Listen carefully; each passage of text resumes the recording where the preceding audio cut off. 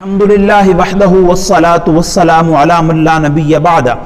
ذی الحج کی 10 تاریخ کو پوری روئے زمین کے اوپر اہل ایمان سنت ابراہیمی کو زندہ کرتے ہوئے جانوروں کو اللہ کی رضا کے لیے قربان کرتے ہیں۔ اس قربانی کے اندر کچھ چیزوں کو ملحوظ رکھنا بہت زیادہ ضروری ہوتا ہے تاکہ ہماری قربانی صحیح معنوں کے اندر اللہ کی بارگاہ کے اندر قبول ہو جائے۔ سب سے پہلا اور بنیادی سوال یہ پیدا ہوتا ہے کہ قربانی کرنا کس پر ضروری ہے۔ تو اس بارے میں ہمیں یہ بات یاد رکھنی چاہیے کہ شریعت مطہرہ نے جو قانون وضع کیا ہے وہ یہ کہ جس شخص کے پاس 52.5 تولے چاندی خریدنے کے برابر رقم اپنی ضروریات سے زائد موجود ہو اور اس کے علاوہ یا پھر اس کا جو مال تجارت ہے اس کی مالیت اتنی ہو تو اس شخص پر قربانی کرنا ضروری ہے۔ اور ہمیں ساتھ ہی ساتھ یہ بات بھی یاد رکھنی چاہیے کہ یہی قانون دراصل زکوٰۃ کے لیے ہے، لیکن زکوٰۃ کے لیے ساتھ میں شرط یہ ہوتی ہے کہ اس پر پورا سال بھی گزرنا ضروری ہوتا ہے، لیکن قربانی کرنے والے شخص کے لیے سال کا گزرنا ضروری نہیں ہوتا،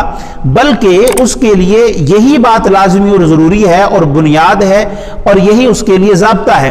کہ عید کے ایام کے اندر یعنی 10 ذی الحج کی صبح سے لے کر 12 ذی الحج کی عصر کی نماز مغرب کی نماز تک عصر کے بعد یہ جو دورانیہ اس دورانی کے اندر اگر اس کے پاس اتنی رقم آ گئی ہے تو اس پر قربانی کرنا ضروری ہوتا ہے۔ اس ضمن میں جو تجارت کی بات ہوئی یعنی ایک آدمی کپڑے کا کاروبار کرتا ہے یا ایک آدمی کسی اور چیز کو فروخت کرتا ہے یعنی اس کی کاغذ کی دکان ہے یا اسٹیشنری سے ریلیٹڈ ہے یا کوئی بھی کاروبار ہے، اس نے اپنی دکان کے اندر اتنا مال اس کے پاس رکھا ہوا ہے کہ جو اس نے فروخت کرنے کی غرض سے رکھا ہے اس کی مالیت مجموعی طور پر اگر اتنی بنتی ہے جس سے 52.5 تولے چاندی خریدی جا سکے تو ایسے شخص پر قربانی کرنا ضروری ہوتا ہے۔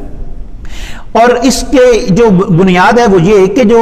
دن ہے ان دنوں کے اندر ہم نے لحاظ رکھنا ہے، یعنی ہو سکتا ہے کہ عید سے پہلے چاندی کا ریٹ مختلف ہو لیکن 10 ذی الحج والے دن مختلف ہو جائے، لہٰذا اصل جو حیثیت ہے وہ عید والے دن ہی بنے گی، اس لحاظ سے اس شخص پر قربانی کرنا ضروری ہوگا۔ اس کے علاوہ ایک سوال یہ ہے کہ کیا مقروض جو شخص ہے وہ کیا قربانی کر سکتا ہے؟ یعنی ایک آدمی ہے اس نے کسی کا قرضہ بھی دینا ہے اور وہ چاہتا ہے کہ وہ قربانی بھی کرے، تو کیا قرضے کے ہوتے ہوئے وہ قربانی کر سکتا ہے؟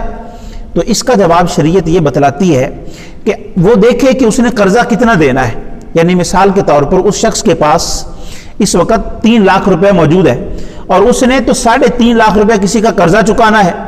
تو وہ تو اگر وہ 3 لاکھ بھی دے دے تو بھی اس کا قرضہ ختم نہیں ہوتا، تو اس پر تو لازم ہی نہیں ہوتی قربانی کرنا۔ اور قرآن پاک نے سورۃ البقرہ کے اندر یہ بات ارشاد فرمائی ہے وَلَا تُلْقُوا بِأَيْدِيكُمْ إِلَى التَّهْلُكَةِ، خود اپنے آپ کو ہلاکت میں نہ ڈالو، یعنی اپنے ہاتھوں سے اپنے آپ کے اوپر کوئی چیز لازم نہ کرو جب تک کہ شریعت نے نہیں کی۔ بے شریعت اسے چھوٹ دیتی ہے کہ اس پر تو قربانی کرنا ضروری نہیں، تو وہ کہے کہ کوئی بات نہیں میں قرضہ بعد میں چکا لوں گا پہلے میں قربانی کرتا ہوں، تو شریعت نے اس بات کو پسند نہیں کیا، پسند اس بات کو کیا ہے کہ وہ قرض خواہ بیچارہ جو پریشان ہے جس نے تمہیں قرضہ دیا ہوا ہے تم اس کے قرضے کو پہلے واپس کرو، لہذا قربانی کرنا تمہارے اوپر اس وقت جبکہ تم مقروض ہو کوئی ضروری نہیں۔ اور پھر یہ بھی اگر کوئی شخص یہ سمجھے کہ میں جانور جو ہے وہ قسطوں پر لے لیتا ہوں،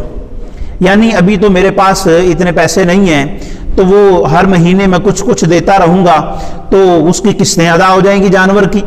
تو یہ بھی بات اسی ضمن کے اندر آتی ہے کہ جب شریعت نے اس پر ضروری ہی نہیں کیا اور وہ اس کیٹیگری کے اندر ہی نہیں آتا کہ اس پر قربانی کرنا ضروری ہو تو اپنے آپ کے اوپر رحم کرے، وہ اپنے آپ کو اس بات کا وہ لازمی مستاق نہ ٹھہرائے کہ اس پر لازم ہو جائے کہ وہ اس نے کرنی ہے۔ وہ یہ بھی ہوتا ہے ہمارے معاشرے میں کہ بچے ضد کرتے ہیں کہ ہمارے ہاں قربانی کا جانور آنا چاہیے، یا پھر انسان یہ سوچے کہ ہمارے رشتہ داروں میں سب کر رہے ہیں گلی میں سب کر رہے ہیں تو ہمیں بھی کرنا ضروری ہے، اگرچہ ہمیں قرضہ اٹھا کے وہ قربانی کرنا پڑے یا پھر ہم قسطوں میں اس کے پیسے ادا کرتے ہیں۔ شریعت نے اس بات کو پسند نہیں کیا۔ آج کل یہ سوال بھی بڑا گردش کر رہا ہے کہ ہمیں قربانی کرنے کے بجائے کسی غریب کی مدد کرنی چاہیے، کیونکہ آج کل جو پچھلے چند ماہ گزرے ہیں کورونا وائرس کی وجہ سے بہت سارے لوگ بے روزگار ہو گئے، بہت سارے کے کاروبار مندے پڑ گئے، تو یہ کہا جا رہا ہے کہ قربانی کرنے کے بجائے ہمیں اس بات کو اہمیت دینی چاہیے کہ کسی غریب کی غربت کو ہم ختم کر دیں۔ تو اس قانون کو ہمیں ذہن میں رکھنا چاہیے کہ ضرور غریب کی مدد کرنی چاہیے، یہ امیروں کو ترغیب دلائی ہے اللہ کے کلام نے بارہا، لیکن اس بات کو بھی ملحوظ رکھیں کہ مدد کرنے کے بعد بھی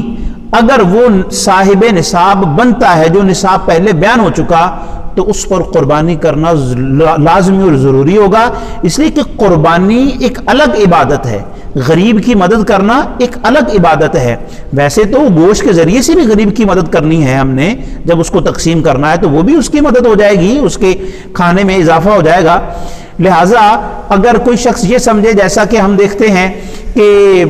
نماز پڑھنی ہے تو اس کے متبادل کچھ ہو جائے، تو ایسا کچھ نہیں ہوگا، جو عبادت ہے ہم نے اسی عبادت کو ہی بجا لانا ہے۔ قربانی سے متعلق ایک بنیادی سوال یہ بھی ہوتا ہے کہ کون کون سے جانور ایسے ہیں جن کی ہم قربانی کر سکتے ہیں۔ تو اس ضمن میں شریعت ہمیں یہ ہدایت میسر فرماتی ہے کہ 3 طرح کے جانور ہیں، اور ان کی آگے جتنی بھی قسمیں ہیں وہ اس کے ضمن کے اندر آ جائیں گی۔ ایک پہلے ہے بکرا، بکری اور اس کی جتنی بھی اقسام ہیں۔ دوسرے نمبر کے اوپر گائے اور بیل اور اس کی جتنی بھی اقسام بنتی ہیں۔ تیسرے نمبر پر اونٹ اور اونٹنی یعنی مذکر مؤنث اور اس کی جتنی بھی آگے اقسام بنتی ہیں۔ اچھا، ان میں عمروں کا لحاظ رکھنا ضروری ہوتا ہے۔ جو بکری ہے اس کی عمر 1 سال کا ہونا ضروری ہے، گائے اس کی عمر 2 سال کم از کم ہونا ضروری ہے، اور جو اونٹ ہے اس کی عمر 5 سال ہونا ضروری ہے۔ ان عمروں سے کم کا اگر جانور ہے تو اس کی قربانی نہیں ہوگی، عمر کا لحاظ ہم نے ضرور رکھنا ہے۔ اسی زمن میں آج کل سوال یہ پوچھا جاتا ہے کہ کیا ہم بھینس کی قربانی کر سکتے ہیں؟ اچھا، بہت سارے لوگوں کو اس بات کا مغالطہ ہوا کہ کیونکہ نبی اکرم شفیع معظم صلی اللہ علیہ وسلم کے زمانہ مبارک کے اندر اور صحابہ کرام کے دور مبارک کے اندر کیونکہ یہ جانور وہاں پر موجود نہیں تھا اور نہ ہی حضور نے قربانی کی، نہ حضور کے اصحاب نے کی، لہٰذا ہمیں نہیں کرنی چاہیے۔ ایسے تمام افراد جو یہ بات سوچتے ہیں ان کو اس بات کو ملحوظ رکھنا چاہیے کہ تو پھر تو ہمیں اس کا دودھ بھی نہیں پینا چاہیے، عام دنوں کے اندر ہمیں اس کا گوشت بھی نہیں کھانا چاہیے۔ اس طرف تو یعنی وہ توجہ کیوں نہیں ہوتی؟ دراصل بات یہ ہے کہ یہ جو عرب ہیں وہ اس بات کو تسلیم کرتے ہیں کہ بھینس اگرچہ رسول اللہ کے زمانے کے اندر عرب میں موجود نہیں تھی، لیکن بعد میں تو وہاں چلی گئی، وہاں میسر تھی، کیونکہ یہ جو جانور ہے یہ عرب کا تھا ہی نہیں، دوسرے علاقوں سے پہنچا وہاں پر، تو بعد میں اگرچہ پہنچا لیکن وہ یہ سمجھتے ہیں کہ یہ جو گائے ہے اسی کی قسم کے اندر شامل ہے، اس کو الگ سے کوئی شمار نہیں کریں گے، لہٰذا اس کی قربانی بالکل درست ہے، مذکر مؤنث دونوں کی، لہٰذا قربانی بھینس کی کٹے کی جا سکتی۔ جبکہ ہم دیکھتے ہیں کہ بکری کی جتنی بھی اقسام ہیں وہ اس میں شامل ہیں، یعنی بہت ساری اقسام بکری کی ہوتی ہیں، وہ ساری اس کے اندر شامل ہوتی ہیں۔ اس طرح گائے کی اور بھی بہت ساری اقسام ہیں، وہ بھی اس کے اندر شامل ہیں، اونٹ کی بہت ساری اقسام ہیں، لہٰذا ان تینوں کے اندر وہ ساری اقسام جو کہ ان کی جتنی بھی بنتی ہیں وہ ساری اس کے اندر شامل ہیں، عمروں کو لحاظ سے ہم اس کی قربانی کر سکتے ہیں۔ البتہ یہ بات ذہن میں رکھنی چاہیے کہ ان کی کوئی ایسی قسم جو کہ جنگلی ہو، جو پالتو نہ ہو، جیسے کہ نیل گائے وغیرہ ہے، اس کی قربانی ہم نہیں کر سکتے۔ اچھا، ایک سوال یہ بھی ہے قربانی سے متعلق کہ کیا ایک ہی قربانی گھر کے تمام افراد کی طرف سے کافی ہو جائے گی؟ تو اس کی تفسیر یہ ہے کہ اگر ایک ہی گھر کے اندر ایک سے زائد افراد ایسے ہیں جو صاحب نصاب بنتے ہیں، تو جو شخص بھی صاحب نصاب ہے اس کی طرف سے الگ الگ قربانی کرنی پڑے گی، تمام کی طرف سے ایک قربانی کافی نہیں ہوگی۔ یعنی اگر مرد صاحب نصاب ہے تو اس کی طرف سے الگ قربانی ہوگی، اگر خاتون اس کی زوجہ وہ نصاب کی مالکہ بنتی ہے اس کی طرف سے الگ قربانی ہے۔ ایسے ان کے بچوں میں سے اگر بڑے بچے ہیں، بالغ بچے ہیں، وہ بھی صاحب نصاب ہیں تو ان کی الگ قربانی بنے گی۔ لہٰذا ایک قربانی جو کہ ایک ہی گھر کے اندر ایک سے زائد افراد صاحب نصاب ہوں ان کی طرف سے کافی نہیں ہوگی، ہر صاحب نصاب کو اپنی طرف سے الگ الگ قربانی کرنی پڑے گی۔ جو بڑے جانور گنوائے ہیں جیسے کہ اونٹ ہے اور گائے ہے، اس کے اندر شریعت مطالعہ فرماتی ہے کہ 7 افراد شریک ہو سکتے ہیں، یعنی 7 افراد مل کر حصہ ڈالیں برابر برابر، تو وہ ایک گائے کو خرید سکتے ہیں، ایک اونٹ کو خرید سکتے ہیں، تمام کا حصہ بالکل اس کے اندر کافی ہو جائے گا۔ لیکن اس میں ایک بات جس کو ملحوظ رکھنا ضروری ہے وہ یہ کہ کسی بھی شخص کا حصہ 7ویں حصے سے کم نہ بنتا ہو، یعنی جو 7 برابر حصے تقسیم کیے ہیں تو ایسا نہیں ہے کہ کوئی فرد یہ کہے کہ میں ایک کے بجائے 1.5 حصہ ڈال لیتا ہوں تو آدھا حصہ کوئی اور ڈال لے، تو اگر کسی ایک شخص کا حصہ 7ویں حصے سے کم بنا تو پھر قربانی نہیں ہوگی، اس لیے کہ 7 حصوں کا برابر ہونا ضروری ہے۔ مثال کے طور پر ایک گائے ہے، اس کی قیمت 70,000 روپیہ ہے، ہر آدمی کے حصے کے اندر 10-10 ہزار روپیہ آ رہا ہے، تو ایک آدمی کہے کہ میں 10 کے بجائے 15 دے دیتا ہوں، میرا فلاں آدمی جو بھائی وہ جو ہے وہ غریب ہے تو وہ 5,000 دے دے، تو ایسا معاملہ درست نہیں ہوگا، بلکہ تمام کے حصوں کا برابر ہونا ضروری ہے۔ جیسے حصوں کا برابر ہونا ضروری ہے، ایسے ہی اس بات کو بھی ملحوظ رکھنا ہے کہ جب اس کا گوشت تقسیم کیا جائے تو اس کو بھی برابر برابر تقسیم کیا جائے تمام کا، اس لیے کہ پیسے برابر ڈلے ہیں، حصے تمام کے برابر ہیں، گوشت بھی برابر برابر تقسیم کرنا ہوگا اور وزن کر کے تقسیم کرنا ہوگا، اندازے سے تقسیم نہیں کرنا چاہیے، اس لیے کہ یہ ایک خصوصی عبادت ہے جس کے اندر تمام شریک ہیں، کوئی بھی شخص کسی دوسرے کے حصے کو اس لیے معاف نہیں کر سکتا کہ یہ شریعت مطہرہ کی طرف سے لازم کردہ عبادت ہے۔ گوشت کو اچھے طریقے کے ساتھ حتی الامکان جتنا انسان کوشش کر کے اس کے گوشت کو برابر تقسیم کر سکتا ہے وہ وزن کر کے اس کو کرنا چاہیے۔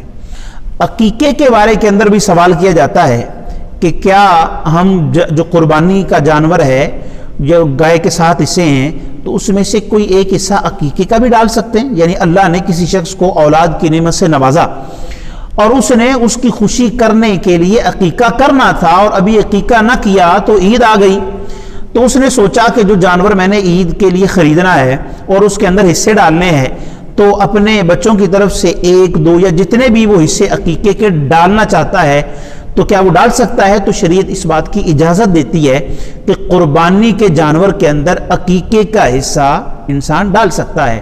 اگر وہ چاہے، جیسے کہ شریعت پسند فرماتی ہے کہ اللہ نے اگر بیٹا عطا فرمایا ہے اولاد نورینہ تو وہ اس کی طرف سے 2 قربانیاں کرے، تو اگر ایک بھی کرے گا ٹھیک ہے، اگر نہیں بھی کرتا تو وہ اس پر کوئی لازمی معاملہ نہیں ہے، پسندیدہ عمل ہے یہ۔ اور اسی طرح اگر بیٹی اللہ نے عطا فرمائی ہے تو اس کی طرف سے 1 قربانی کرے، تو وہ اس حساب سے ہی بڑے جانور کے اندر ایسے حصے ڈال سکتا ہے، یعنی بیٹی کی طرف سے اگر 1 حصہ ڈالنا چاہتا ہے، بیٹے کی طرف سے 2 ڈالنا چاہتا ہے تو بالکل ڈال سکتا ہے، اس کی قربانی بھی درست ہوگی اور اس کا ساتھ ہی ساتھ عقیقہ بھی ہو جائے گا۔ اچھا، جب ہمارے ہاں گوشت اکٹھا ہوتا ہے، کیونکہ عموماً تو یہی ہوتا ہے کہ ایک شخص قربانی کرتا ہے، وہ اس میں سے جو گوشت کے حصے بناتا ہے تو اپنے دوستوں کی طرف، لوگوں کی طرف بھیجتا ہے اور وہ بھی قربانی کرتے ہیں تو وہ ادھر بھیج دیتے ہیں، تو گوشت کافی سارا اکٹھا ہو جاتا ہے، وہ کافی دنوں تک چلتا ہے، تو ذہن میں یہ سوال پیدا ہوتا ہے کہ ہم کتنے دنوں تک قربانی کا گوشت کھا سکتے ہیں؟ شریعت کی طرف سے آیا کوئی قید لگائی ہے، کوئی خاص دن ہے، خاص مہینے ہیں کہ جب تک ہم اس گوشت کو استعمال کر سکتے ہیں؟ تو حدیث شریف کے اندر آتا ہے،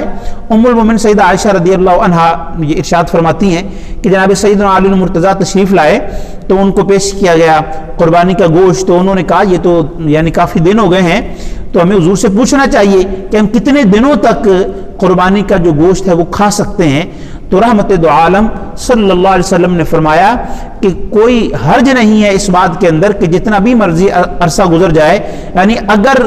1 ذی الحج کے اندر اکٹھا ہوا گوشت دوسرے سال کے ذی الحج تک بھی استعمال کر لیا جائے تو اس میں کوئی ممانعت نہیں ہے، کوئی حرج نہیں ہے، لیکن پسندیدہ بات تو یہی ہوگی کہ انسان اپنے لیے اکٹھا نہ کرے، بلکہ جو مستحق بنتے ہیں اور جو غریب اس درجے غریب ہیں کہ ان کو گوشت کھانا عام دنوں کے اندر عمومی طور پر میسر نہیں ہوتا، تو کوشش کرنی چاہیے کہ وہ گوشت وہاں تک پہنچ جائے، لیکن اگر وہ زائد عرصے تک بھی اس کو اپنے گھر کے اندر سٹور کر کے رکھیں گے تو ان پر کسی قسم کا شریعت کی طرف سے کوئی گناہ لازم نہیں آتا۔ جب قربانی کے اندر حصے ڈالے جائیں تو جتنے بھی حصہ دار ہیں ان تمام سے اس بات کا بھی پوچھنا ضروری ہے کہ ان کا مقصد قربانی کرنا ہی ہے، یعنی اگر کوئی شخص یہ سمجھے کہ کیونکہ یہاں اب سارے لوگ اکٹھے ہو کے حصہ ڈال رہے ہیں تو ہم بھی گوشت حاصل کر لیتے ہیں اور حصہ ڈال لیتے ہیں اور گوشت جو ہے وہ ہمارے حصے کے اندر آ جائے گا، تو ان کو یہ بات ملحوظ رکھنی چاہیے کہ اگر ان کی صرف نیت گوشت حاصل کرنے کی ہوگی تو ان کی نیت تو دوسروں کی قربانی پر بھی اثر انداز ہوگی، یعنی 7 کے 7 افراد ان پر ضروری اور لازمی ہے کہ ان تمام کی نیت قربانی کرنے کی ہو، گوشت حاصل کرنے کی ان کی نیت نہ ہو۔ اور پھر جب انہوں نے حصہ ڈالنا ہے تو وہ اس بات کو ملحوظ رکھیں کہ ایک آدمی اگر چاہتا ہے کہ میں 2-3 حصے ڈال لوں تو اس نے وہ جو حصہ بنتا ہے برابر برابر تقسیم ہوتا ہے، اس نے وہ متعین کرنا ہوگا کہ میری طرف سے ایک حصہ ہے، 2 حصے ہیں یا 3 حصے ہیں، لہٰذا سب چیزیں واضح ہونی چاہیے، جو حصے بنتے ہیں وہ بھی، اس کی رقم بھی، اس کے اختتام پر جب گوشت تقسیم ہوگا تو وہ بھی وضاحت کے ساتھ، اور ان کی نیت جو ہے وہ بھی سب نے واضح کرنی ہے۔ اور جب جو شخص اس بات کا ذمہ دار ہے کہ وہ اس نے جانور لے کے آنا ہے اور سارا اہتمام کرنا ہے، اس پر ضروری ہے شریعت کی طرف سے کہ وہ تمام سے یہ معلومات حاصل کرے تاکہ قربانی جو ہے وہ صحیح معنوں کے اندر اپنی اصل روح کے ساتھ کی جا سکے۔ اب یہ بھی ہو سکتا ہے کہ ایک شخص جو ہے وہ قربانی کا جانور لے کے آیا، لیکن ابھی قربانی کا دن ہی نہیں آیا تھا، اس سے پہلے کوئی ایسا مسئلہ ہو گیا کہ وہ بیچارہ مر گیا قربانی کا جانور، یا پھر ایسا کوئی معاملہ ہو گیا کہ وہ جو ہے وہ بھاگ گیا اور گم ہو گیا اور کھو گیا مالکوں سے، اور جو لے کے آئے تھے وہ ان کے پاس نہ رہا، یا پھر ایسا ہوا کہ انہوں نے باندھا ہوا تھا تو کوئی چور جو ہے وہ چوری کر کے وہ ان کا جانور جو ہے وہ لے گیا۔ تو اب ان سارے مسئلوں کے اندر، یعنی اگر وہ جانور عید کے دن سے پہلے مر جاتا ہے، گم ہو جاتا ہے یا چوری ہو جاتا ہے، تو ان سب کے اندر اس بات کو ملحوظ رکھنا ہے کہ وہ شخص جو کہ قربانی کے جانور کا مالک تھا، اب قربانی خریدنے کے بعد جو قربانی اس کی گم ہو گئی، چوری ہو گئی یا مر گئی، اس کے بعد بھی اگر وہ صاحب نصاب بنتا ہے تو پھر اس پر ضروری ہے کہ وہ قربانی لے کے آئے اور پھر قربانی کرے۔ لیکن اگر اس کے پاس اتنے ہی پیسے تھے کہ وہ قربانی کا جانور خرید کر لایا اور اس کے بعد پھر وہ صاحب نصاب نہیں رہتا، پیسے اس کے پاس کم ہو گئے ہیں، تو اب شریعت بھی یہ کہتی ہے کہ اس پر کوئی لازم نہیں، بلکہ جو وہ کر سکتا تھا وہ اس نے کر دیا۔ اب باقی معاملہ کچھ ایسا ہو گیا کہ وہ اس کے ساتھ کچھ ایسا معاملہ درپیش ہوا کہ وہ جانور اس کے پاس نہ رہا، تو اب شریعت بھی اس سے اس بات کا مطالبہ نہیں کرتی کہ وہ الگ سے جانور خریدے اور دوبارہ لا کر اس کی قربانی کرے۔ اور اسی طرح جب ہم قربانی لاتے ہیں تو اس بات کو بھی ملحوظ رکھنا چاہیے کہ کوئی جانور ایسا نہ ہو کہ جو صرف گندگی کھاتا ہو، یعنی جتنے بھی قربانی کے جانوروں کی اقسام ہیں ان میں سے کوئی ایسا بھی تو ہو سکتا ہے کہ اس کا جو ماحول کچھ ایسا اسے میسر آیا ہو کہ وہ گندگی کھاتا ہو، تو ایسے جانور کی بھی قربانی شریعت کہتی ہے۔ اس لیے مناسب نہیں ہے کہ تم خود اسے بات کو پسند نہیں کرتے ہو، یہ کوئی ایسا جانور جس کا جو گوشت ہے وہ ایسی غذا سے بنا ہو جو گندگی پر مبنی ہے، تو اس لیے ضروری ہے کہ اگر کوئی ایسا جانور ہو تو پہلے اسے الگ سے باندھا جائے۔ اونٹ کے بارے کے اندر یہ ہے کہ اسے 40 دن تک الگ سے باندھا جائے اور اس کو صحیح غذا دی جائے تاکہ اس کے جسم کے اندر اچھی غذا رچ بس گئی ہو تو پھر اس کی قربانی ہوگی۔ ایسی اگر گائیں اس طرح کی عادی تھی کوئی گندی چیز کھانے کی تو اسے مالک کو چاہیے کہ وہ 20 دن تک اسے الگ باندھے، بکری ہے تو اسے 10 دن تک باندھے، یعنی جب اس بات کا تو وہ اسے تشفی ہو جائے اور اطمینان ہو جائے کہ اب یہ جانور صحیح غذا کھانا شروع ہو گیا ہے اور کافی عرصہ گزر گیا ہے، لہذا ایسے جانور کی پھر قربانی انسان کر سکتا ہے۔ اب اس ضمن میں ایک سوال یہ بھی ہے کہ جانور قربانی کا لے کے آئے اور جب اسے ذبح کیا تو اس کے پیٹ میں سے بچہ برآمد ہو گیا، تو اب اس کا کیا کرنا چاہیے؟ تو اب کیونکہ مالک نے جب خریدا ہے جانور کو تو وہ بچہ بھی اس کے پیٹ کے اندر ساتھ ہی خریدا گیا ہے، لہذا اسے اب وہ رکھ نہیں سکتا اس بچے کو، یعنی اگر تو وہ اس وقت وہ سمجھے کہ اس کی بھی ساتھ میں قربانی ہو سکتی ہے تو وہ کر دے، لیکن اگر وہ سمجھے کہ وہ بڑا نحیف ہے، کمزور ہے، تو اسے فوراً صدقہ کر دے، کسی غریب کو دے دے، لہٰذا وہ اس کا مالک نہیں بن سکتا بلکہ وہ جو قربانی کا جانور آیا تھا وہ اس کے اندر ہی وہ شامل تھا، اس کا بچہ بھی، لہٰذا ان باتوں کو ملحوظ رکھتے ہوئے جو بھی مناسب معاملہ ہے وہ اس نے اس کو کرنا ہے۔ اور پھر جب ذبح کیا جائے جانور کو تو ہم دیکھتے ہیں کہ شریعت فرماتی ہے کہ شروع کے اندر وہ بسم اللہ، اللہ اکبر، اللہ اکبر پڑھے اسے اور پھر اس کو کرے اور اچھے طریقے کے ساتھ کرے، اور اس کی جو صحیح وہ رگیں ہیں 4 وہ اس کو صحیح طور پر کاٹے تاکہ اس میں سے جو خون ہے وہ سارا کچھ جو ہے وہ نکل جائے اور اس کی روح جو ہے وہ اچھے طریقے سے نکل جائے۔ لیکن اگر کوئی شخص جو ہے وہ قربانی کر رہا ہے اور کرتے ہوئے وہ بسم اللہ پڑھنا بھول گیا، تو اب کیا ایسا قربانی کا جو جانور ہے وہ درست ہوگا، اس کی قربانی جائز ہوگی؟ تو شریعت فرماتی ہے کہ اگر تو وہ ویسے بھول گیا، یعنی اسے جانور کا خوف تھا، جیسے بڑا جانور ہوتا ہے، اب اسے کیا، اب اس کی ایک حیت بڑی ہوتی ہے، اسے یہ بھی ڈر ہوتا ہے کہ کہیں وہ جانور کھڑا نہ ہو جائے اور بھاگ نہ جائے، تو وہ خوف ایسا طاری ہوا کہ وہ بھول گیا بسم اللہ پڑھنا، اگرچہ وہ چاہتا تھا اور جان بوجھ کر اس نے ایسا کام نہیں کیا تو ایسے جانور کی قربانی بالکل درست ہے. لیکن اگر کسی کو پتا بھی تھا کہ میں نے بسم اللہ اکبر پڑھ کے ہی اس کو ذبح کرنا ہے اور جان بوجھ کر اس نے بسم اللہ کو ترک کیا تو پھر ایسے جانور کی قربانی مناسب درست نہ ہوگی. اور پھر جب اسے کیا جائے تو اس پر بھی ضروری ہے کہ اسے ٹھنڈا ہونے دیا جائے. ایسا نہیں ہے کہ ابھی اس کے اعضاء ہل رہے ہوں, ابھی روح کی رمقیں اس کے اندر باقی ہوں اور پھر اس کی کھال اتارنا شروع کر دی جائے. یہ ظلم ہے, زیادتی ہے, شریعت نے اسے ہرگز پسند نہیں کیا. شریعت یہ فرماتی ہے جو بھی کام کرو اگر ذبح بھی کرنا ہے تو اچھے طریقے سے کرو, اس کے اچھے طریقے سے روح نکل جائے, پھر اس کے بعد تم نے اس کا جو ہے وہ اوپر سے کھال کو اتارنا ہے اور گوشت بنانا ہے. اور پھر حدیث شریف کے اندر یہ بھی آتا ہے کہ جانور کو بیجا ڈرانا نہیں چاہیے. رسول اللہ صلی اللہ علیہ وسلم نے دیکھا کہ ایک شخص جانور کے سامنے ہی چھری کو تیز کر رہا تھا.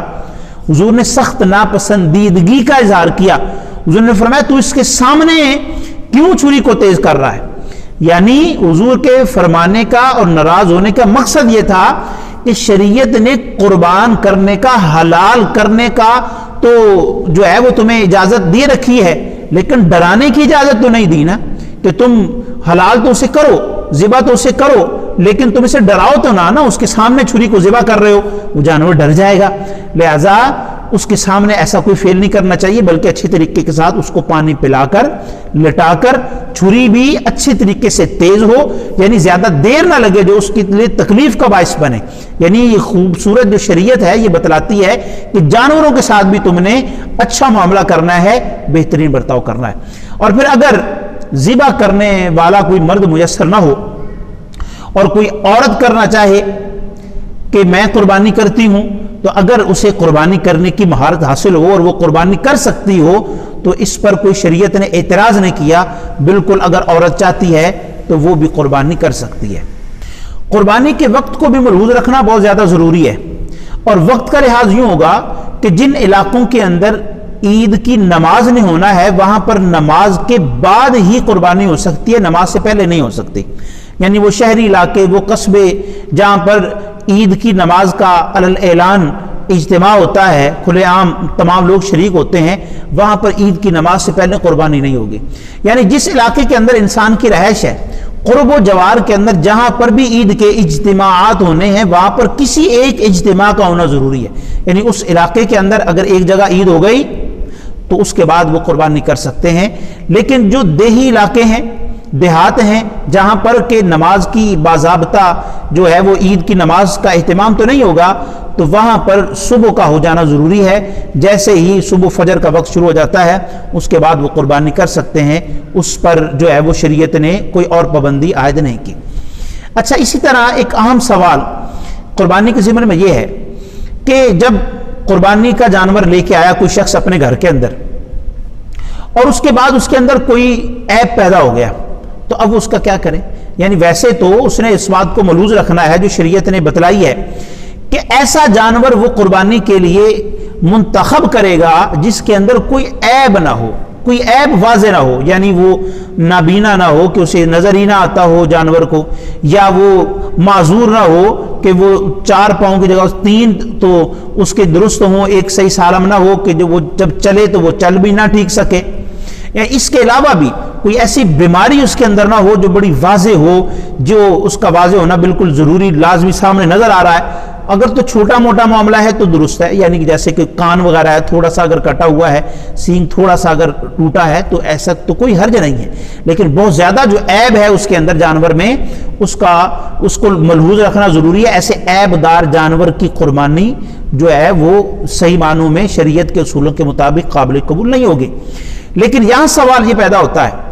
کہ وہ مالک لے کر تو صحیح آیا تھا جانور, لیکن جب گھر میں لے کے آیا ہو سکتا ہے کہ کوئی ایسا معاملہ ہوا کہ جانور بھاگ گیا اور وہ کسی چیز کے اندر اس کی ٹکر ہوئی, اس کی ٹانگ وغیرہ ٹوٹ گئی, یا کوئی اور اس کے اندر عیب پیدا ہو گیا, تو اب وہ کیا کرے؟ تو اس پر ضروری ہے کہ اگر تو کوئی شخص ایسا ہے جو کہ صاحب نصاب تھا, تو اب وہ یہ دیکھے کہ وہ جو جانور وہ لے کے آیا ہے تو وہ اپنی طرف سے جو لا سکتا تھا تو وہ لے آیا, اس کی قربانی اس کی طرف سے ہو جائے گی. لیکن جو بندہ صاحب نصاب نہیں تھا, فقیر تھا، یعنی شرعی معنوں کے اندر فقیر تھا، اس نصاب اس پر پورا نہیں ہوتا تھا، اب اس نے اپنے اوپر لازم قرار دیا تھا، لہذا اس پر ضروری ہے کہ وہ کسی دوسرے جانور کا اہتمام کرے۔ یعنی یہی بات ہے جس کو ہم نے ملحوظ رکھنا ہے کہ خود بخود جو ہے وہ اپنے اوپر لازمی نہیں کرنا چاہیے کسی شے کو، اگر لازمی کریں گے تو یہ اس کا نتیجہ ہے کہ اگر خدا نہ خواستہ کچھ ایسا معاملہ ہو گیا تو اب وہ اہتمام کرے کہ اس پر ضروری نہیں تھا، اس نے اپنے اوپر جان بوجھ کر ضروری کیا ہے، اب وہ اہتمام کرے، لیکن جو صاحب نصاب ہے اس کی طرف سے وہی جانور قابل قبول ہو جائے گا، اس کی طرف سے وہ ہو جائے گا۔ لیکن اگر قربانی کرتے ہوئے کوئی ایسا معاملہ ہوا کہ جانور بھاگ گیا اور اس وقت عیب دار ہو گیا تو اس وقت عیب دار ہونا کوئی عیب نہیں ہے، اس لیے کہ وہ تو اس وقت قربانی کر رہے تھے، لہٰذا وہ اسی جانور کی قربانی ہو جائے گی، لہٰذا الگ سے کوئی جانور کی قربانی، الگ سے کسی جانور کا اہتمام کرنا ضروری اور لازمی نہیں ہوگا۔ اللہ کے کلام نے ارشاد فرمایا کہ جب ایک بندہ مومن قربانی کرتا ہے تو لن ینال اللہ لحومها ولا دماؤها ولکن ینالہ التقوی منکم، تو اس قربانی کا جو گوشت ہے اور خون ہے وہ نہیں اللہ کی بارگاہ میں پہنچتا، اللہ کی بارگاہ میں تمہارا تقوی پہنچتا ہے، تمہاری نیت، تمہارا ارادہ، کس ذہن سے، کس مقصد سے تم نے وہ قربانی کی ہے۔ یعنی انسان خود دیکھتا ہے کہ اس کا جو خون ہے، جو جانور ہے خون اس کا سارا بہہ جاتا ہے انسان کے سامنے ہی، اس کا جو گوشت ہے وہ انسان کھا لیتے ہیں، اس کی جو کھال ہے وہ کہیں کام میں آ جاتی ہے، تو اللہ کی بارگاہ کے اندر انسان کا تقوی پہنچتا ہے، لہٰذا انسان نے جب قربانی کرنی ہے تو درست نیت کے ساتھ کرے، وہ تمام جو شرائط جو شریعت نے اس پر لازم قرار دی ہے اس کو ملحوظ رکھے تو یہ قربانی کرے، اور جب وہ کرے گا تو یقیناً وہ تمام فضائل کو وہ پالے گا جو شریعت نے بیان فرمایا ہے، جیسا کہ رحمت دو عالم صلی اللہ علیہ وسلم کی حدیث شریف ہے کہ جب ایک بندہ مومن قربانی کرتا ہے تو وہ جو قربانی اس نے کی ہے اس قربانی کے جانور کے ہر بال کے بدلے میں اللہ اس شخص کو نیکیوں اور اجر و ثواب عطا فرماتا ہے، یعنی یہ اس کا اجر ہے، یعنی ان گنت، یعنی بالوں کو انسان گن نہیں سکتا نا، تو شریعت نے دراصل اس بات کی طرف توجہ دلائی ہے کہ جو اجر و ثواب ملنا ہے وہ بے بہا ہے، وہ متعین نہیں انسان کر سکتا، وہ بہت زیادہ ہے، اور یہی وجہ ہے کہ جو شخص صاحب نصاب بھی ہو، صاحب حیثیت ہو، صاحب استطاعت ہو، پھر قربانی نہ کرے تو شریعت نے سخت ناپسند کیا ہے۔ رحمت دو عالم صلی اللہ علیہ وسلم نے ارشاد فرمایا کہ جس شخص کے پاس مال میں اتنی وسعت تھی کہ وہ قربانی کر سکتا تھا لیکن پھر بھی اس نے قربانی نہیں کی، اسے چاہیے کہ وہ ہماری عیدگاہ کے قریب بھی نہ آئے، یعنی پھر کاہے کی نماز ہے جو اس نے پڑھنی ہے،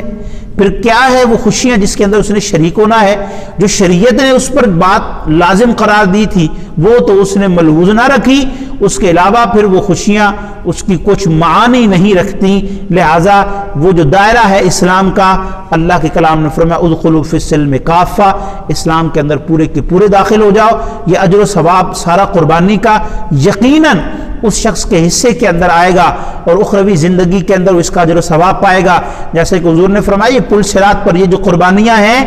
یہ تمہارے لیے وہاں سواری کا کام دیں گے۔ آج جو انسان یہاں قربان کرتا ہے وہ ضائع اور رائگاں نہیں ہے، بلکہ اس کا جو تقوی ہے وہ جو اللہ کی بارگاہ کے اندر قبول ہو جائے گا، وہ وہاں پر پہنچے گا، اور پھر عید والے دن، عید الاضحیٰ والے دن حضور نے فرمایا سب سے اہم کام جو اللہ کو محبوب ہوتا ہے بندہ مومن کا، وہ جانور کا خون بہانا ہوتا ہے اللہ کی رضا کے لیے، اور انسان اس بات کو ملحوظ رکھے کہ اس نے جو سارے عشرے کے اندر جو تکبیرات پڑھنی ہے اور قربانی کرتے ہوئے بھی تکبیرات پڑھنی ہے، یہ دراصل اللہ کی بڑائی، اس کی کبریائی، اس کا اس نے اقرار کرنا ہے، یعنی وہ اس بات کا اظہار کر رہا ہے اپنی زبان سے کہ اللہ ہی بڑا ہے، میں کم تر ہوں، میں حقیر ہوں، میری کوئی حیثیت نہیں ہے، اللہ ہی کی بڑائی ہر جگہ کے اوپر ہے، اس دنیا کے اندر بھی، اخروی زندگی کے اندر بھی، لہٰذا ہم اللہ کی بارگاہ کے اندر دعا کرتے ہیں کہ جتنے بھی افراد اللہ کی بارگاہ کے اندر جانوروں کی قربانی کریں گے، اللہ رب العزت ان تمام کی قربانیوں کو اپنی بارگاہ کے اندر قبول اور منظور فرمائے، اور پھر اس بات کو ملحوظ رکھنا کہ ہم ثواب کے اندر دوسروں کو شریک کریں تو یہ بالکل درست ہے، یعنی ایک شخص قربانی کر رہا ہے لیکن اجر و ثواب کے اندر وہ چاہتا ہے میرے سارے گھر والے شریک ہو جائیں، اس کا ثواب میرے مرحومی رشتہ داروں کو پہنچے، تو ایسی بات درست ہے وہ اپنے مرحومی رشتہ داروں کو بھی اس کے اندر شریک کرے۔ اگر تو کسی نے وصیت کی تھی اس کا معاملہ الگ ہے، وہ جس طرح کی اس کی وصیت ہے وہ اس کو قربانی کرے گا اور اس کا گوشت وہ نہیں کھائے گا، وہ غربا کے اندر تقسیم کرنا ہے، ویسے ثواب کے اندر اگر مرحومین کو اس نے شریک کرنا ہے وہ کرے، اور جیسے رحمت دو عالم صلی اللہ علیہ وسلم اپنی امت کی طرف سے قربانی دیا کرتے تھے، اگر اللہ نے کسی کو مال میں اتنی وسعت دی ہے کہ وہ اپنی طرف سے بھی قربانی کرتا ہے، رسول اللہ کی طرف سے بھی قربانی کرتا ہے، تو یہ زہ نصیب ہیں، یہ بہت اچھی بات ہے کہ وہ اس طرح جو ہے وہ اس جو معاملے کو کرے، اپنائے، تاکہ دوسرے افراد بھی اس کو دیکھ کر اپنائیں اور غرباء تک جو ہے وہ مال زیادہ سے زیادہ پہنچ سکے، تاکہ اللہ کی مخلوق کی جو ضروریات ہیں وہ پوری ہو جائیں۔ اور یہ جو عشرہ ہے جس کے اندر لوگ وہاں حج کرنے بھی جاتے ہیں، جو خصوصی عمل ہے ذی الحج کے مہینے کا، جس کے نام پر اس مہینے کا نام ہے، وہاں پر جو لوگ جاتے ہیں اللہ رب العزت ان کے حج کو بھی قبول فرمائے، اور جتنے بھی اہل ایمان دعائیں کرتے ہیں وہاں پر جانے کی، اللہ رب العزت تمام کو وہاں پر باادب حاضریاں دینے کی توفیق نصیب فرمائے۔ وآخر دعوانا الحمدللہ رب العالمین۔